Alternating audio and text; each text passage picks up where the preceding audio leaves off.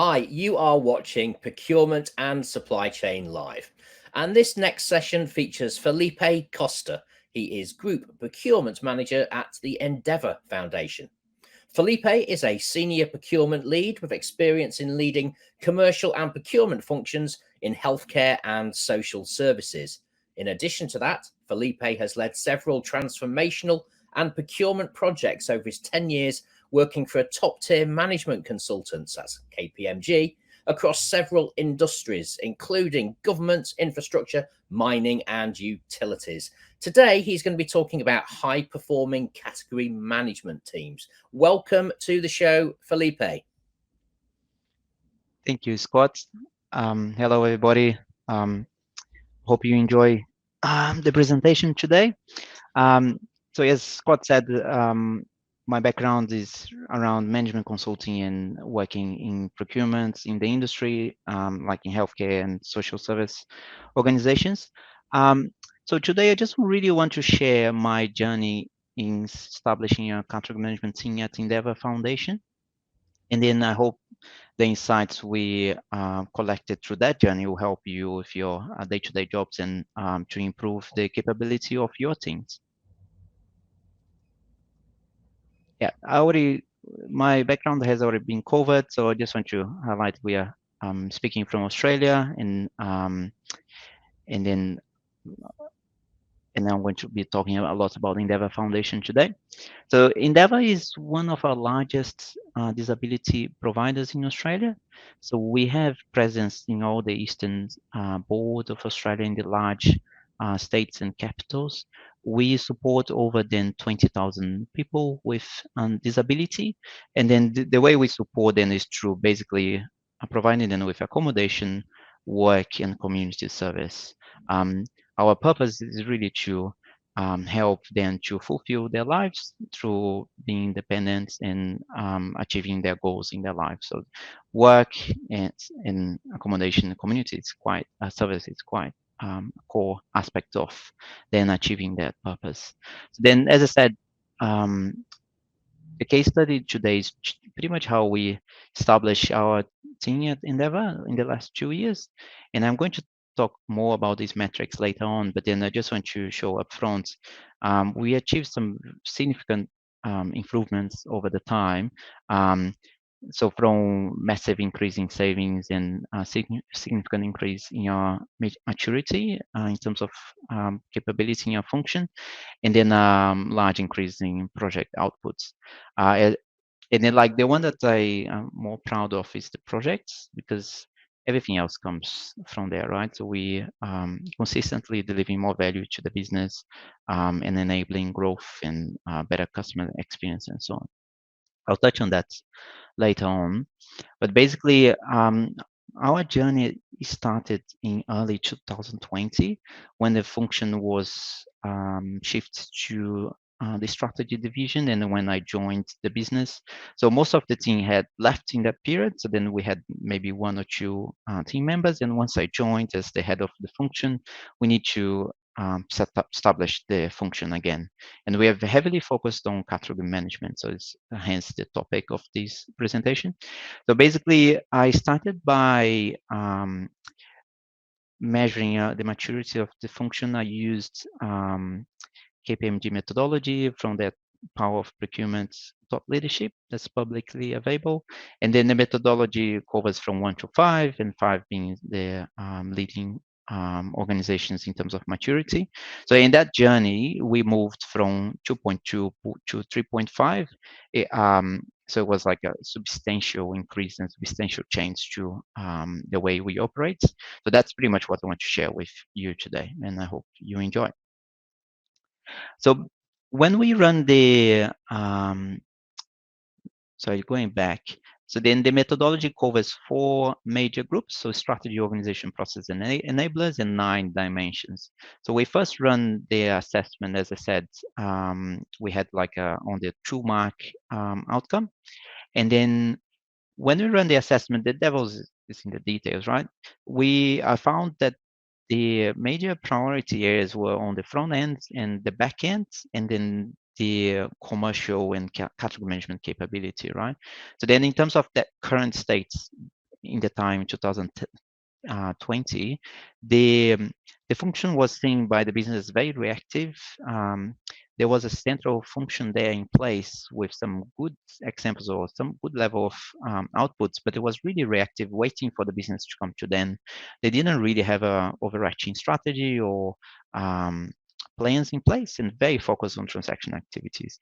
One good example, when I joined, the sourcing activities were really focused on very low spend and areas of the business that were not really relevant to the business and the customers. And then on the systems dimension, there was a lack of a proper contract management system and e-sourcing system in place to support the team to do their jobs. So that was like the state we were sitting in the time. So then I'll just go through these three major elements. So the strategy, category management system, and at the end I'll just give you a good example of a large program of work that we have delivered.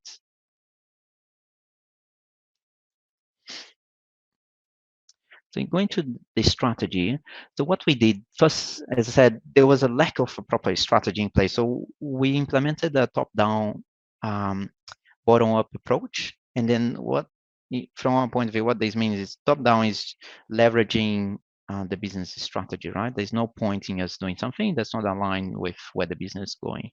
So then to form our strategy, would really review each division that are our internal customers plans and strategies and the overarching organization strategy, and combine with our own insights. And we take an approach that we one of the commercial functions in the business that can give that commercial insights, insights from the industry and the spends, and then so the procurement nature of the business, right? So that's the bottom up kind of approach. So then we would combine all that with the initiatives coming from the top, and then our insights coming from the bottom up, and then form our strategy, and that would form what we call a forward procurement plan. I know most of the organizations have a level of plan in place, but then we take that to the extreme, to a point saying that our teams we moved from being focused on admin activities and transaction activities in maybe 60% of our time to as minimum as possible, and move to a full project delivery model where we spend over 70% of our time delivering projects that are from our forward procurement plan. What that means is, it sounds all kind of simple, but it means that we need to prioritize what we do. We only really accept projects and sourcing activities that meets our criteria in terms of being high value and or have high impact to our business, high impact to our customers, right? And that could be from the case study I'm going to show you about a construction program for new houses, to a new network to the business, or even think at the lowest spend but has large impact to our customers or employees, like employee experience technology or program, right? So then that was probably the biggest change in the function, the top two, the strategy and forward procurement plan, and then that shift of focusing on projects. And that comes with uplifting our project management capability. We implemented an online tool, a project online, where we can have all these projects there in terms of their progress, and the business can actually see what's going on, right? And that leads to the third point on this in these slides. We received feedback that our executives and our stakeholders didn't really know what we were working on. So then we had that very strong principle of opening the box of procurements to the business, right? So then we created 3 levels of reporting. So one for the executive group, the second one for our category sponsors, and they were mainly executives and GMs. And the third one's to project owners from our forward procurement plan. And then we're quite strong in delivering the same message with different levels of detail to all these 3 groups, right? And then the message are about our achievements, but then what we are working on in terms of projects, the progress, and then what's coming in our pipeline. And it's quite repetitive. Every month we send the same message and the same layout, and communicate with the business. And that had a massive impact in terms of the business perception on what we are doing, because in a lot of times they perceive low values just because they don't know what we're doing, right? And then finally, we did build a benefits realization methodology, because there was a lot of challenges in terms of people not acknowledging the savings and benefits we are delivering. So we got make sure that finance and this actual all align on how we calculate benefits, and then the methodology behind it. And then again, if anyone wants to review that, we keep the database of benefits there open for reviews and audits. So that's the first element. So then I strong recommends category teams to have these nailed, and then being really pragmatic on these three major elements. Moving on to category management, and then I mix that with like category management itself. It's a mix of multiple things, right? And then I'm only highlighting the three major ones for our team in terms of what we needed to improve. The first one was our commercial capability, right? And that comes from having the right skills in terms of financial analysis, negotiation, data analysis, and also how we make decisions. So just some examples we have there. I implemented, once we were facing a problem that was really not about going to the market, if we're doing some major reviews, I implemented the hypothesis-based problem solving. That's back from consulting, but basically is about listing hypotheses or ideas with very open-minded and start testing them in a very quick way to be able to get down to like a list of 2 or 3 opportunities where you can quantify and then actually do the detailed work. And then another major change that it is common sense, but I haven't really seen being done quite well in, at least in Australia, in the organizations that have been exposed. It's about giving the markets the opportunity to improve their offers, or is the whole after tender or after sourcing negotiation, right? And then a normal question I would ask a procurement professional is how many rounds of negotiation you run before you closing a deal. And if the answer is 1 or 2, like if the answer is none, you just run a tender, then you probably should question us yourself if you can do more. And then it's more about finding the value through that stage of the process, right? And then value is not about price reduction only, is about value adds, increasing scope, or other ways of seeing value from a transaction, right? And then very often we go back to the shortlisted providers and show where they are sitting from each element of evaluation criteria, and cost is one of them. So we'll look at you are sitting in your maintenance element of the scope, you are 50% higher than our benchmark, and benchmark being their competitors, right? So basically, you are telling them that to win the business, you need to get to this point. So that's one technique. The other one is counter offers. We all used to get counter offers from the supplier side, but then us as an organization from the client side, we can come back to counter offers with counter offers as well. So very often we'll go back to supplier. Look, for you to win this business, these are counter offer. You take or not, and then that becomes a kind of more balanced discussion or negotiation, right? And in terms of stakeholder management, we build the structure of the team based, again, the core, and then there was a very pragmatic approach based on that diagram you have there. So we have the head of procurement managing the steering committee for procurement, where we manage the overarching performance, and then executives, stakeholder groups, right? Then me and the executive for the division manage that. But then the level below, each category manager, on top of managing their category portfolios, but they also manage their stakeholders to the point where they are accountable for that relationship. And then at minimum, we expect them to at least have monthly engagements or catch-ups with the GMs and responsible for their categories. And then by doing this, we mapped all the stakeholders, mapped accountability, and then the minimum expectations from each team member. So that has driven a lot of engagement, and then also transparency with the business, and that was like a massive improvement.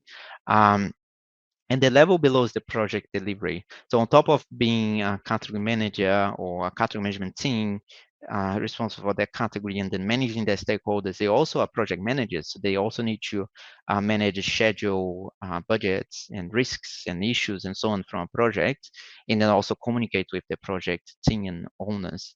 So that has also given them the ability and the autonomy to manage the projects, and also um, development opportunity for them to be project managers and enhance their experience in CVs, right? So that has been received quite well from the team. And then the other area that we try to do is to remove silos between categories. If someone have extra capacity, we have no problem to reallocate projects between categories. So that creates a quite good dynamics as well. Going back down to value, we also trying to challenge the concept that procurement only look at sourcing or price reduction. And in fact, the value is driven by way or other dimensions, and in most of the case, the other dimensions will drive better benefits. So that's the diagram you have there with the 6 value levers from procurement. And then procurement usually does consolidation of spend and then strategic sourcing. That's pretty much driving competitive process quite well. But then the other 3 are not always looked at. So when they are rationalizing demand, so that's the whole Q. So when you have P and Q, so price and quantities is challenging if you actually need that volumes. And then you have in-house outsourcing and insourcing. So always ask the question, oh, can we do this in-house? Should we do that outsource?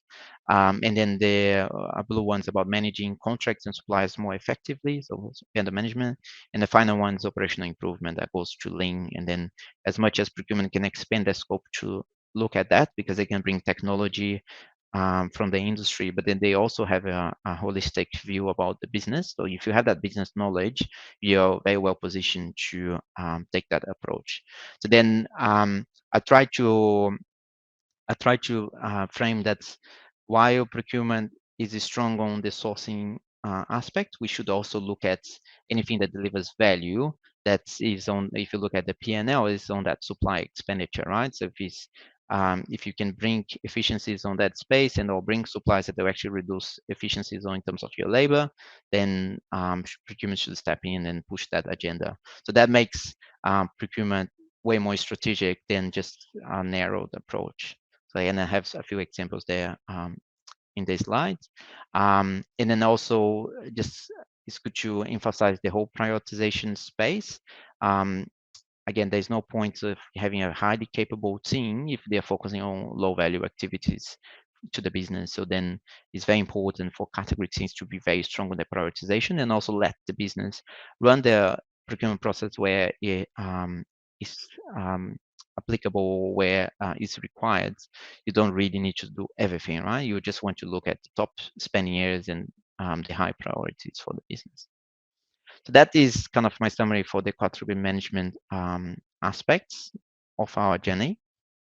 And moving to the next one. So systems and technology. That's more about enablers, right? So then what has been supporting us, we implemented a new contract management system and new resourcing with Jaeger, one of the leading solutions in the market, and that has improved our governance and then our efficiencies as well. The other points about market scan. So in the beginning, when we started this journey, it was very common to see automatic renewals, so direct negotiations with current supplier, or sourcing events with 2 or 3 suppliers to start with, right? And then let's use professional service as a good example now. The industry is really busy, so you're more likely to start with 3 and end up with actually only one valid offer, because they are cherry picking who they are offering for.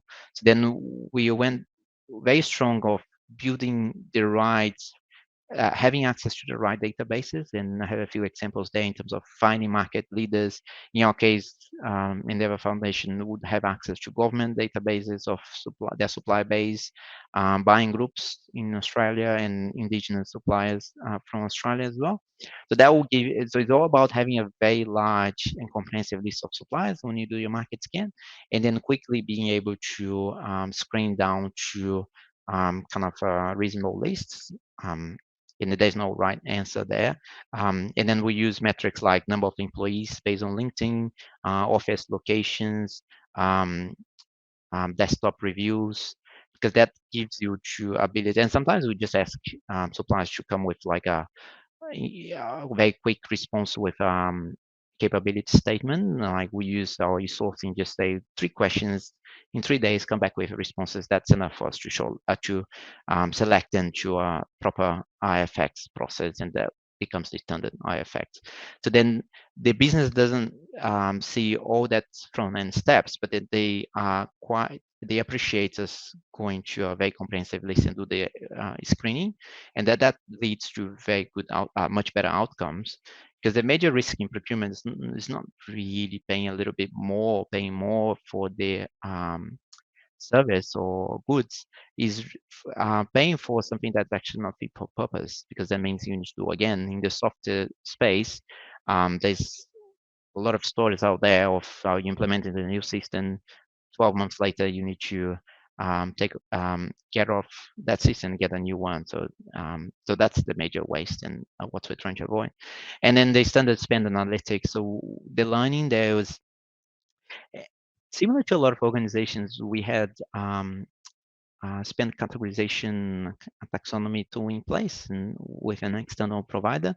But what I found, the speed of getting things updated was too slow. So we did build some in-house capability to enhance that process, and then another to just make things quicker, more updated. But then we did connect through Office 365. We did connected the data warehouse that's hosted with Microsoft on Power BI to Excel. And then what that means is basically the team can run analysis on a pivot table connected to their data warehouse. So there's not much manipulation, but to get there, but they actually can draw some conclusions from the data without extracting data, and then doing all that steps up front. So basically, like in my experience, procurement professionals like visual dashboards, great, but in the end of the day, they really want to be able to go to the granular data and be able to drill down into level of like to sites, suppliers, and so on. So then having that connection to the data warehouse does make a huge difference. So that is basically the 3 major elements that I have selected to present to you all. And then I just want to finish the presentation with a good case study. So Endeavour is leading, is implementing one of the leading programs in our industry on accommodation. So there's a large shortage of accommodation for people with disability in Australia, and accommodation that suits their needs. So then 1.5 years, 2 years ago, we released this program.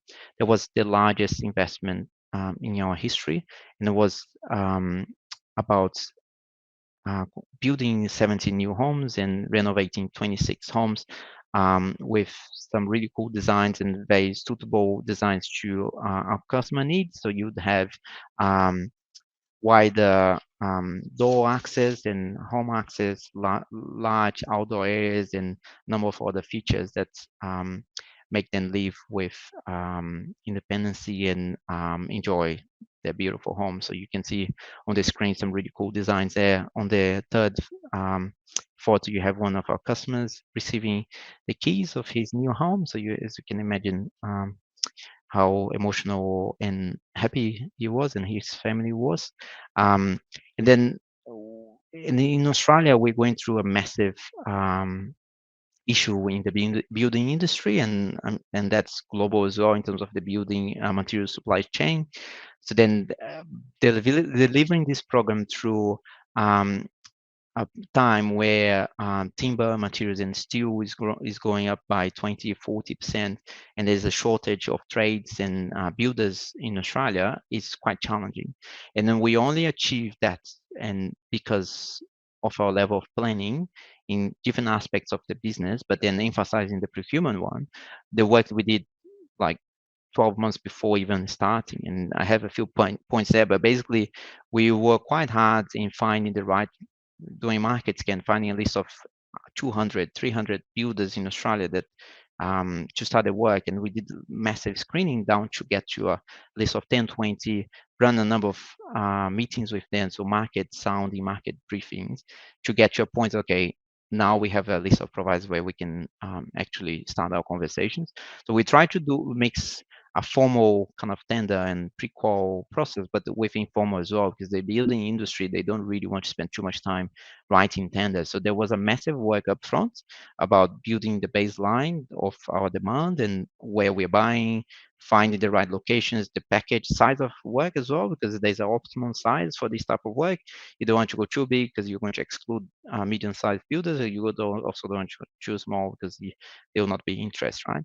So we through analysis and market engagement and a lot of analytics, we got to the optimum size, build that pre-qualification list, and from there we kept running competitive processes with that list of builders that became our partners, and that was the only way we found to get to where we are now, where we have delivered probably half of these houses already, and through a construction phase, and then has been received very positive feedback from the industry, from our customers and our internal stakeholders.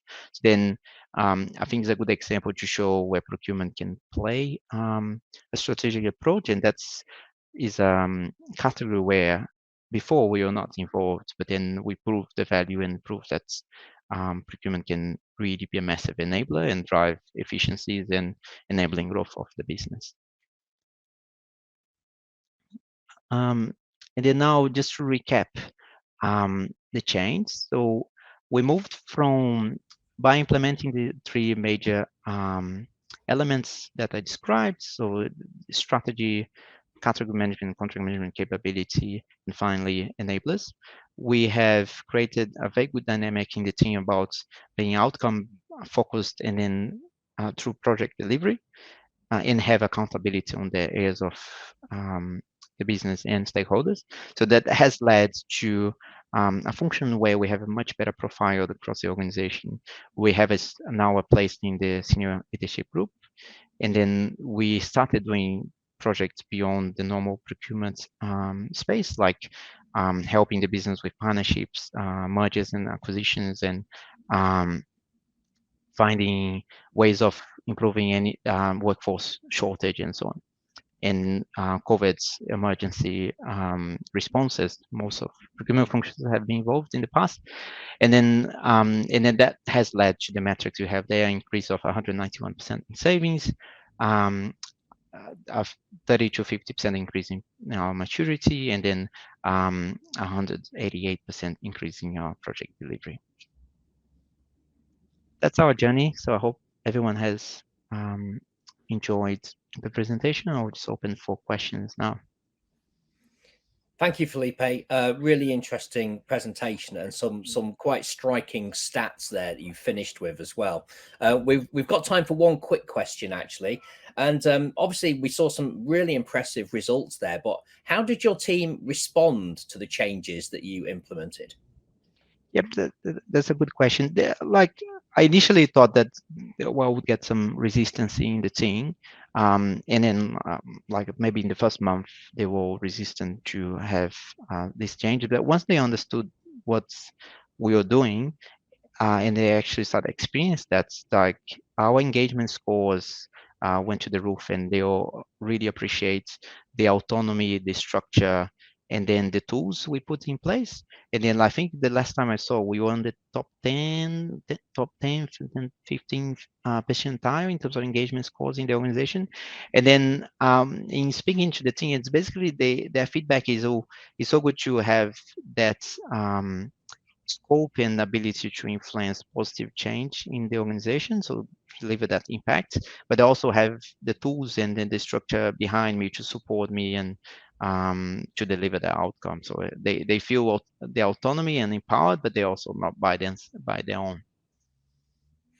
Okay, thank you for that, Felipe. We're going to have to wrap it up, I'm afraid. I did have some more questions, but we've run out of time today. So for now, Felipe Costa, thank you for your presentation.